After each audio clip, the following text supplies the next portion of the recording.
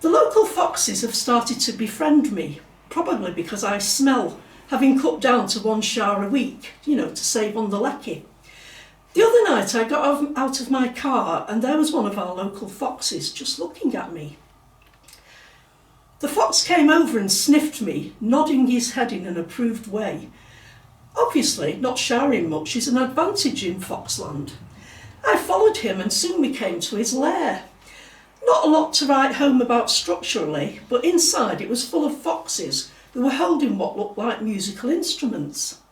They were fashioned from bits of wood and had strings which looked suspiciously like they had come from living creatures as they had flecks of what looked like blood sticking to them. Having travelled around a bit and observed that people have different customs, I try and fit in where I can. Imagine my surprise when one of the foxes offered me an instrument. It was not the guitar or banjo of my dreams, but it did have 4 strings. Nothing in the way of frets, but then my fretting was enough. I began strumming the instrument and singing. Initially the foxes seemed happy. Halfway into my set, one of them stood up and said, "We were promised Springsteen if we made the instruments." Then they all started to get angry. Well, I did what any red-blooded woman would do in those circumstances. I offered them a recording deal. And that is why me and the feral slow foxes are trying to hit the big time. Thank you.